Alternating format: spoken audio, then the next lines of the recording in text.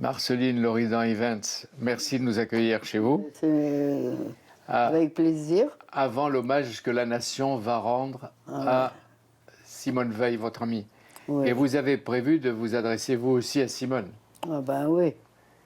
Ah mais d'abord, je trouve que l'hommage que la nation lui rend, elle le mérite largement. Et c'est un pays où toutes les femmes l'aiment. Et beaucoup des hommes aussi. Beaucoup d'hommes. Même qui ont été très mauvais avec elle. Mais enfin, ils en étaient fascinés en même temps. Elle a changé tellement de choses dans la société Ah oui, française. elle a été super. Elle a eu beaucoup de courage. Et ce que j'aime chez elle, c'est ce qui nous lie le plus, c'est qu'elle n'avait pas peur. Elle n'avait aucune raison d'avoir peur. Et moi, comme elle, je n'ai peur de rien. Quand vous êtes sorti de ce que vous avez vécu, et alors c'est un message personnel que vous lui adressez. Oui, moi, je lui écris, je parle d'elle. Je parle, parce que beaucoup de journalistes ont parlé de généralité, de ces luttes politiques importantes, fondamentales, qui l'a rendue la plus populaire de France. Et j'en suis très fière. Et puis ça rend fière les filles de Birkenau, comme moi. Nous sommes des filles de Birkenau. Nous venons d'ailleurs, d'un autre monde. Il n'en reste plus beaucoup. Ah ben non, il n'en restera pas beaucoup. Qu'est-ce que vous avez envie de lui dire? Ah non, je ne peux pas vous dire, parce que je le dirai tout à l'heure. Donc c'est une confidence que vous allez faire en public. Une façon de parler d'elle très personnelle, en public, sans crainte. Et à elle? Et particulièrement à elle, oui. Et à nous, qu'est-ce que vous avez envie de nous dire à travers le message adressé à Simone? De suivre ses principes d'honnêteté, de loyauté et de courage. D'avoir l'audace, c'est fondamental. Et d'arrêter les bricoles qu'on fait pour soi-même. Et Dieu sait si dans ce monde-là, il y en a beaucoup de bricoles. Donc pensez à l'essentiel, oui, déjà. Oui, et votre amie, presque votre sœur, avez-vous écrit, vous étiez dans le même convoi de Drancy à Birkenau. Oui. Et elle avait 16 ans et vous aviez 15 ans. 15 ans. Vous ne vous connaissiez pas, vous êtes connus? Ah non, on s'est connus là-bas. Là-bas, comme vous dites. Oui. Et son matricule, gravé sur l'avant-bras gauche, c'était 78 651. Et moi, c'est 78 750. Ça veut dire 99 femmes nous séparent qui furent entre nous, qui sont entrées dans le camp et dont très peu sont revenus. Et vous gardez ça comme la marque indélébile de la souffrance et de la barbarie? Oui, ah bah oui. Ah ouais? Ah bah il est toujours là. Et vous savez ce que c'est la moitié, le triangle en dessous? C'est juive. Et moi je suis très fière d'être juive. Et j'emmerde les autres. Et toute votre vie vous l'avez porté là? Ah oui, toujours. Évidemment. Comme nous toutes, d'autres aussi, mais surtout pour moi, c'est la ressurgence actuelle de l'antisémitisme me conduit à continuer à me battre, voilà. À l'époque, vous étiez avec Simone Veil dans le même baraquement avec elle, avec sa sœur, sa mère, vous étiez indissociables et vous étiez proches et complices. J'étais proche de Simone et j'avais beaucoup de respect pour sa mère et sa sœur. Mais ma copine, c'était Simone. Ouais, c'est bien de dire. Vous avez été copine tout de suite? Ouais. Et quand vous arrivez en 1944, Paris est libéré. Et vous arrivez... non, Paris n'est pas libéré. Vous êtes arrivé à quel moment? Je suis arrivé au mois d'avril. Paris allait être libéré. Peut-être, mais j'en savais rien. On ne savait rien, nous. Et vous arrivez à Auschwitz-Birkenau. Oui, le 13 avril. Et vous aussi, vous avez témoigné, Marceline Loridan-Ivens. D'ailleurs, quand je suis venu chez vous, il y a le nom de Rosenberg. Oui, c'est mon nom de jeune fille. C'est le nom de mon père. Et le père auquel vous êtes extrêmement attaché, on va le voir tout à l'heure, vous avez écrit un magnifique livre qui est ici, et tu n'es pas revenu. Oui. Et chaque fois que je le lis, je suis comme tous, bouleversé. Et vous avez raconté le train de nuit. Vous avez raconté la promiscuité. Oui, les tinettes dans les wagons. Personne ne raconte les tinettes. Vous savez ce que c'est qu'une tinette? C'est une espèce de bac pour les besoins ordinaires. Et il n'y avait même rien pour nous protéger des regards dans mon wagon à bestiaux. On avait construit avec des couvertures et des draps comme une espèce de protection pour ne pas être vu.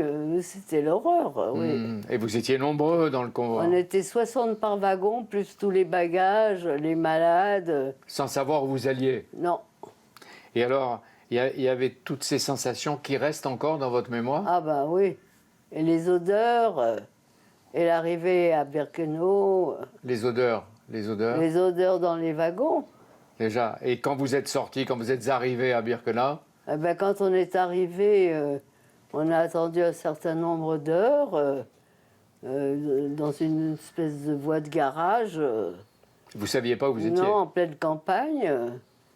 Et puis, ben, sans doute un certain nombre ont su, par exemple, les Polonais qui étaient dans le wagon, on avait dû comprendre, puisque quand même, on était passé par Katowice. Donc c'est une ville polonaise, ils avaient compris que c'était retour à l'envoyeur. Vous voyez.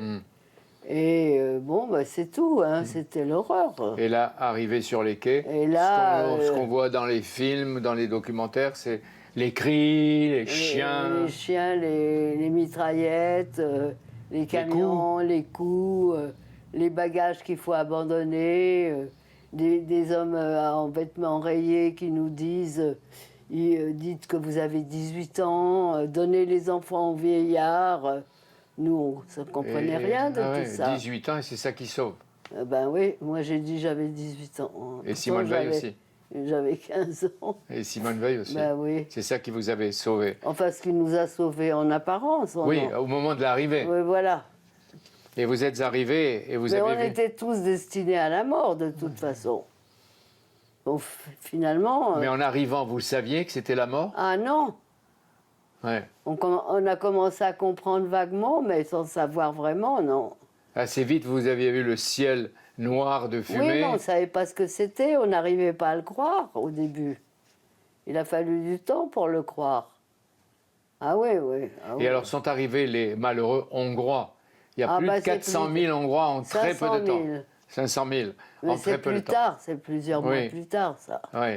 C'est-à-dire ils avaient été protégés par le dictateur Horthy à l'époque, qui avait eu à un moment la pression d'Hitler. Et à ce moment-là, il les envoyait tous. Oui, 500 000 d'un coup, ils sont presque tous morts. Oui, ils ont disparu très vite. Bah, oui. Et alors, chaque jour, c'était, quelles que soient les intempéries, vous et Simone, presque affamés, vous alliez travailler. Oui, mais on n'était pas ensemble. Moi, j'ai travaillé dans différents... Je suis toujours restée à Birkenau. Elle était partie dans un autre camp.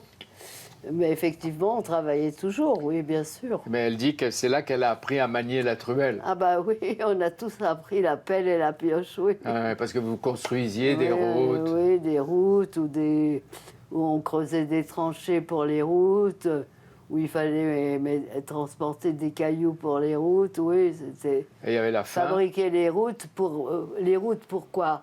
Les routes d'un nouveau crématoire. Ouais, vous saviez que c'était un crématoire? Ah bah oui. Ah ouais. Il y avait la faim, les coups, des exécutions devant vous, comme vous le racontez, et vous étiez entouré de victimes ou de futurs cadavres. Ah bah oui, absolument. Et vous racontez aussi que l'une et l'autre, vous, Simone, etc., vous cherchiez à vous habiller à partir des vêtements disséminés qui appartenaient aux morts. Ah ben nous n'avons porté que les vêtements des morts, avant nous. Parce que les morts avaient des vêtements qui étaient en mauvais état, qui étaient recyclés à chaque coup, et nous avions les plus mauvais vêtements du camp parce que les meilleurs vêtements partaient en Allemagne. Par exemple, moi je me souviens que quand j'ai quitté la maison où j'étais arrêtée, ma mère avait prévu une robe de chambre blanche pour mon mariage, enfin mon mariage plus tard. Alors je me suis dit, tiens, je vais l'emporter, après tout, je pourrais la mettre là-bas.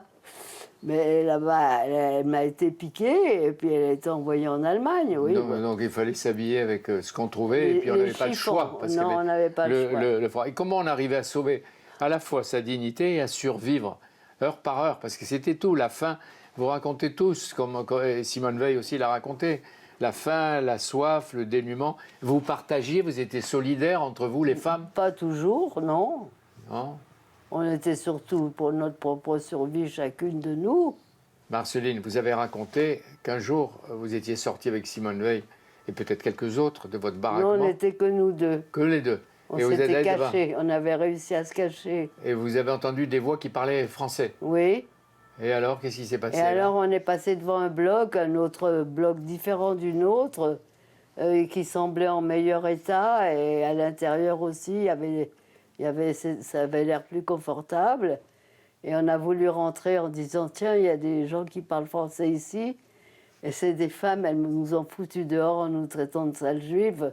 C'était un groupe de communistes qui avait été envoyé à Auschwitz par erreur et qui furent Mais elle savait qui vous étiez? Enfin, ah non, pas du tout. Non, mais elle savait que vous étiez des Françaises et vous portiez... Non, on portait l'étoile. Ouais.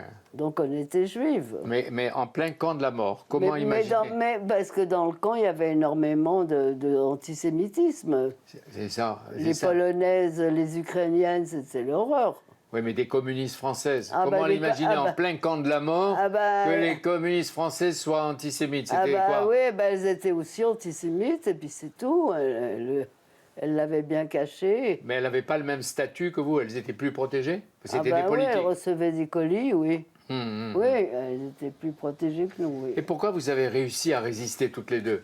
Parce que vous avez un tempérament de rebelle ou quoi? Oui, parce qu'on a une force vitale indestructible. Ah oui, c'est bien. Ouais. Et est-ce que dans le bloc, vous parliez de l'avenir, du lendemain? Ah non, l'avenir. L'avenir, c'était la cheminée ou la porte. Il n'y avait pas d'avenir. Quand les gens mouraient, il n'y avait pas de deuil. Aussitôt qu'elles étaient mortes, on les avait oubliées. On était durs.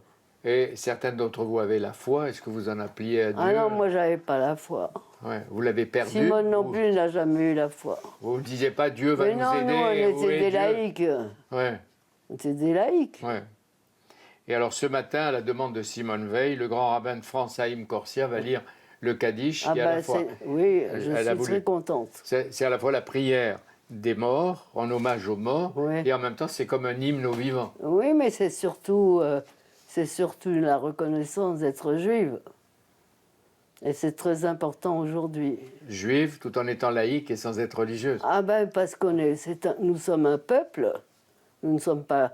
Les gens, ils ne comprennent pas ce que c'est qu'une religion. Ce n'est pas la religion catholique. Nous, on est la religion du livre. C'est très différent. Alors, vous avez publié, justement, un récit qui est bouleversant. Tu n'es pas revenu, votre père, avec lequel vous avez pris le train pour les camps de Pologne.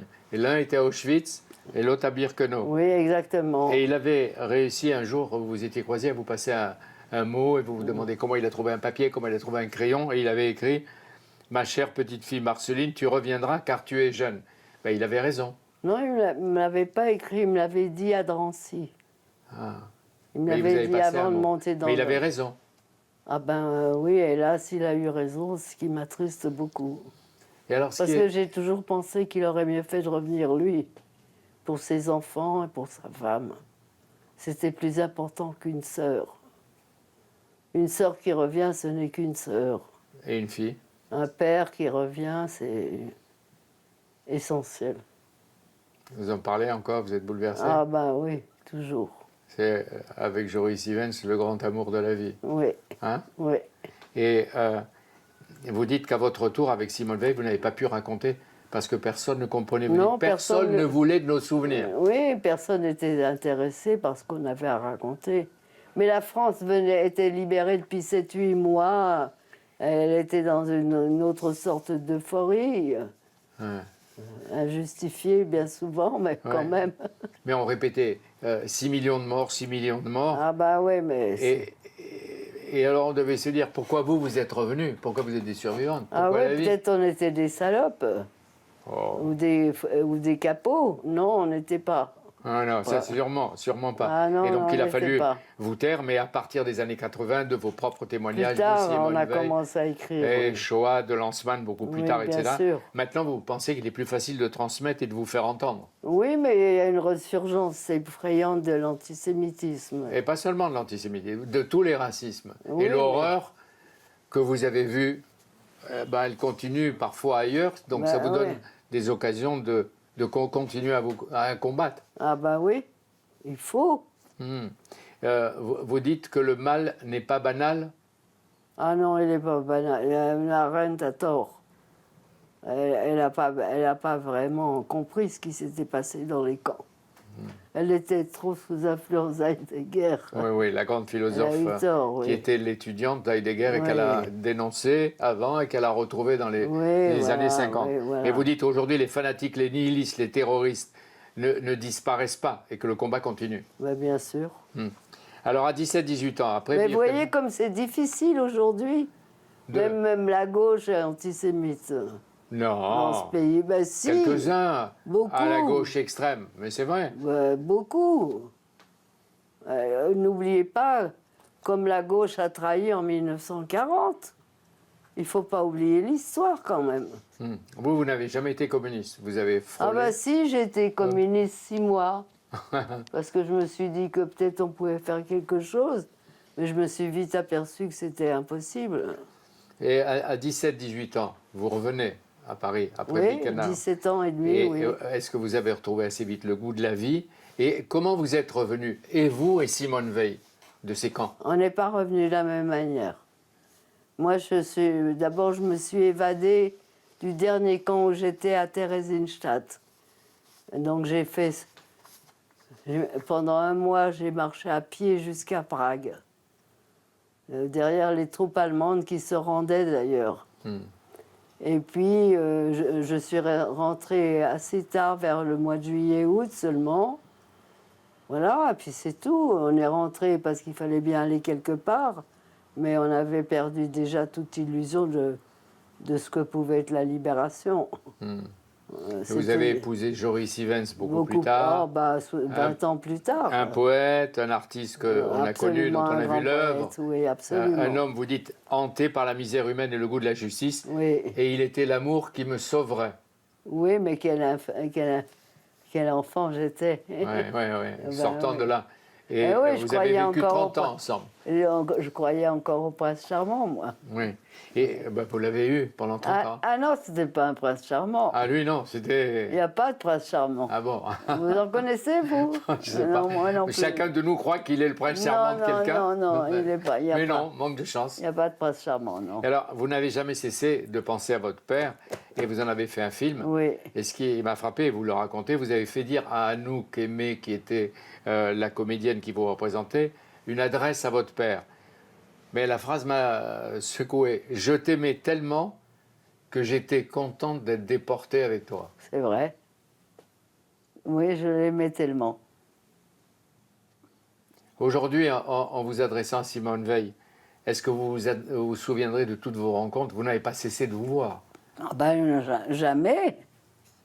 J'ai jamais cessé de la voir depuis, oui, 40 ans, 50 ans, 60 ans, bien sûr. Et même quand elle était malade.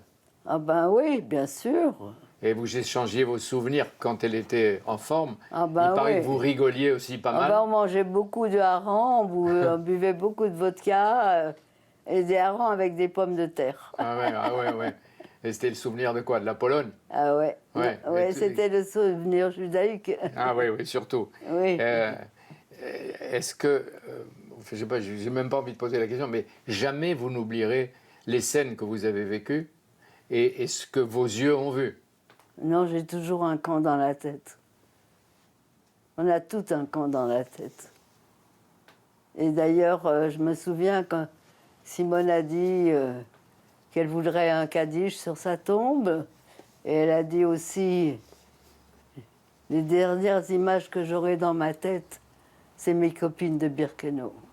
Et vous dites la même Ah chose? ben oui, absolument. Vous dites mes copines de Birkenau, c'est incroyable. On est les Birkenau, filles c'est de Birkenau. Les filles de Birkenau, c'est là qu'on mourait, mais en même temps, quand on en sortait plus fort, plus exigeante. Ah oui, absolument. Et il y a 4 ans, dans le livre, une de vos proches vous a posé, Marceline, cette question étrange. Maintenant que la vie se termine, tu penses qu'on a fait le bon choix de revenir des camps? Elle croyait que vous n'auriez pas dû revenir. Et à l'époque, c'était il y a 4-5 ans, Oui. vous dites que vous hésitiez. Ah oui, parce que elle m'a dit on n'aurait pas dû revenir. Elle m'a dit qu'est-ce que tu en penses toi?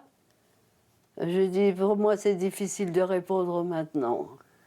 Mais peut-être je dirais ça, je ne sais pas encore. Et alors, maintenant, Ah bah, devant Simone Veil, qu'est-ce que vous dites? On a bien fait de revenir? Je ne sais pas. Non. Je ne sais pas. Je ne peux pas répondre. C'est trop tôt. Qu'est-ce qu'il faut pour que vous répondiez? Que l'ombre de quelque chose montre que ce monde change. Mais vous avez connu des combats, des causes, la sororité, la fraternité, l'amour. Mais tout a été... Oui, mais c'est comme ça, tout est éphémère. Et quand on part, quand on meurt, on perd la conscience de soi, c'est l'horreur totale. Qu'est-ce qui reste? Je ne sais pas. Je suis comme Hubert Reeves. Je pourrais juste dire que je crois en quelque chose que je ne connais pas et je ne sais pas ce que c'est.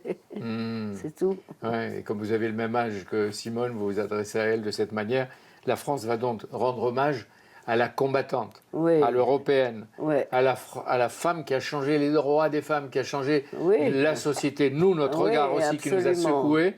À l'épouse. Et qui, pour moi, à Birkenau, symbolisait la France, avec sa mère et sa sœur. Simone. Ah ben oui. Et pourquoi? Une manière une manière d'être, une culture, une intelligence. Malgré les France. capots, malgré les SS, Ouais. malgré la barbarie. Oui, C'était la France, Simone Veil. oui, Simone, c'était la France. On entend, et c'est ma dernière remarque, et je vous remercie encore de nous recevoir, on entend elle va nous manquer, certes. Oui, elle va nous manquer. Moi, elle me manque déjà beaucoup. Mais l'exemple de Simone Veil, qui est la conscience, qui est la morale, vous ne croyez pas qu'elle restera comme une inspiration vivante? Ah ben j'espère, bien je suis persuadée. Elle ne serait pas la première des Françaises à ce point. Toutes les Françaises la vénèrent.